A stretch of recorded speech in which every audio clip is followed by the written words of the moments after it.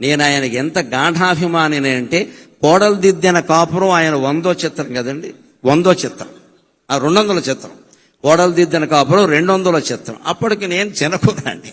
కానీ నాకు ఎంత పిచ్చి అంటే, మనం ఎన్టీఆర్ అంటే అభిమానం ఇలా ఉంటే అలాగా అని, అంతవరకు ఆయన నటించిన 200 చిత్రాలు ఏంటి, అందులో హీరోయిన్లు ఎవరు, దర్శకుడు ఎవరు, సంగీతం ఎవరు, అందులో టీవీ రాజు సంగీతమా కాదా, అదొకటి నాకు కావాలి. ఇప్పుడు ఆయనకి బాగా ఇష్టం టీవీ రాజు అంటే.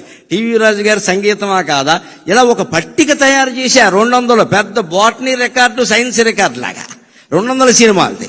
ఇంత చేసిన వాడిని ఎప్పుడైనా ఆయన దొరుకుతాడా, ఆయనకి చూపించి మీకోసం మీ అభిమానంతో నేనంత చేశాను అంటే, ఆయన దర్శనం నాకు దొరకలేదు, కానీ అపూర్వంగా దొరికింది. నా ప్రతిభ ప్రదర్శింపబడ్డాక ఆయన పిలిచి నన్ను మెచ్చుకునే అవకాశం వచ్చిందండి. పిలిచి మెచ్చుకునే అవకాశం.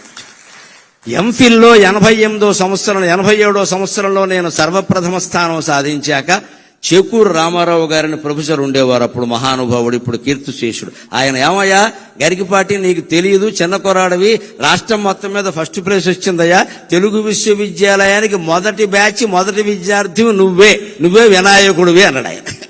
అని, నీకు రామారావు గారిని చూడాలని ఉన్నారు, జీవితంలో అంతకంటే భాగ్యం ఉంటుందా అన్నాను నేను. చూడాలి, అయితే వెళ్ళవయా అన్నారు. అక్కడికి వెడితే మన నారాయణ రెడ్డి గారు, దొణప్ప గారు లాంటి మహానుభావులు ఉండగా ఆయన పిలిచి నాకు అడ్మిషన్ సర్టిఫికెట్ చేతిలో పెట్టి, నరసింహారావు గారు, ఆయన గంభీరమైన గ్రాంధిక భాష కదా, నరసింహారావు గారు, మీరు ప్రథమ స్థానం సాధించారు ప్రవేశ పరీక్షలో, ఎంఫిల్ పట్టాలో కూడా మీరే ప్రథమ స్థానం సాధించాలి అన్నాడమ్మా ఆయన. ఆ ఆశీర్వచనం ఏడాది తిరగకుండా ఫలించింది. మళ్ళీ తెలుగు విశ్వవిద్యాలయంలో 3 బ్రాంచీలు, హైదరాబాద్, రాజమండ్రి, శ్రీశైలం ఉంటే 3ంట్లోనూ సర్వప్రథమ స్థానాన్ని ఈ జీవుడు సాధించగలిగాడు అంటే ఆ రాముడు దయ. ఈ జీవుడికి ఆ రాముడు ఆశీర్వచనం పుష్కలంగా ఉంది. అంత కృతజ్ఞత నాకు ఉండబట్టే రావిపాటి సత్యనారాయణ గారు నాకు ఎన్టీఆర్ అభిమాన సంఘాల సమావేశం అంటే, నాకంటే మీరెలా అభిమానం అవుతారండి, నేను మొదటే వస్తాను మీ దగ్గరికి అని చెప్పాను. నేను మొదటే వస్తానంటే మీరు పెట్టుకోండి అన్నా నేను.